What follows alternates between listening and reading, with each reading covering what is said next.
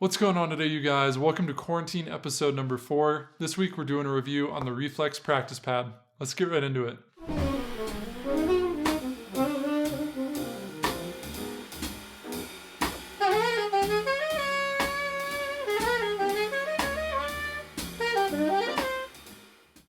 Alright, you guys, so I've had a long journey with practice pads. I've probably had at least 5 in my life.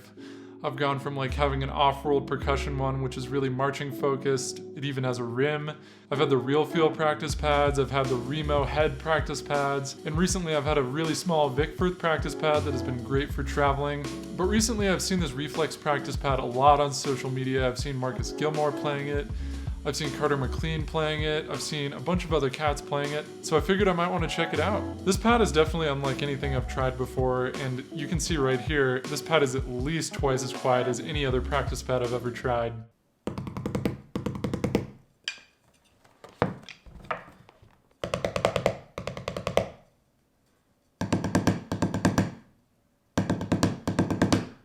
So there's 2 different sides of this practice pad. In the middle is this wood center. One side of the practice pad is a little softer, one side is a little harder. And the interesting thing about the soft side of the practice pad is it's kind of like a cross between a pillow and like a normal practice pad. And it has a really interesting rebound. It's almost like progressive. Like if you know anything about shocks, like mountain bike shocks, like car shocks or anything, they describe things as progressive. Like the further you get down, the more it'll rebound back up, or the harder it'll get to press it down. This one is definitely like that. The harder you hit this thing, definitely the more rebound you get off the stick.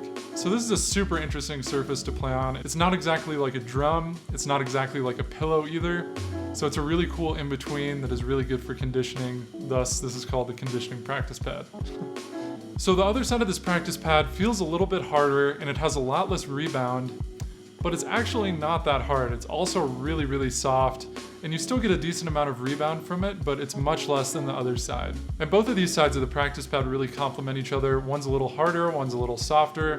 One gets less rebound, one gets more rebound. So the softer side of the practice pad definitely allows for more rebound and like finger type of practice, while the other side allows for bigger muscle movements to be trained and things like the larger muscles in your arm and larger tendons and things like that. Yeah, over these past few days I've had this practice pad, I've been able to use it for a surprising amount of time. It's definitely less fatiguing than any other pad I've tried. Other practice pads almost feel like you're hitting a piece of wood sometimes, and it can be really fatiguing to play for a long time. But this practice pad is definitely not like that, and I've been able to play for a super long time without getting fatigued at all.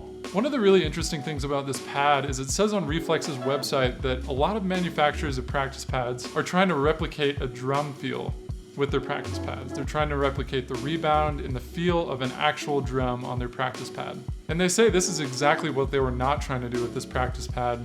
They were trying to get something that complements playing the drums, but is not trying to replicate exactly like a drum. And this is perfect for me because when I go and reach for a practice pad, I'm not trying to get something that plays exactly like a drum. I'm trying to get something that lets you practice playing on a drum and can actually complement you playing the drum set. Another thing I really enjoy about this practice pad is it isn't like a full-size practice pad. I've had a few practice pads that are 13 or 14 inches wide that are meant to fit on a snare drum, but those things are just a pain in the ass to bring anywhere, and you definitely can't travel with those because they're too heavy and bulky. And this one is a really good mid-size practice pad. It's about 10 inches. The only bummer is it's pretty thick. It's like 3 or 4 inches thick, so it would be a little bit tricky to travel with, but it's relatively light, so it might not be that much of a problem. So currently Reflexx only makes one model of these practice pads, and it's the 10-inch version, about 3 or 4 inches thick. I think it'd be a really awesome idea to develop a little bit of a smaller one, specifically made for traveling, maybe even a one-sided one. And my 6-inch practice pad has been awesome for traveling with, but I wish it had a surface like this. And last but not least, one of the things to definitely consider about this practice pad is it has a pretty high price tag for something like this. It cost me about $70 with shipping. It's $60 on their website, but it was about $10 more with tax and shipping.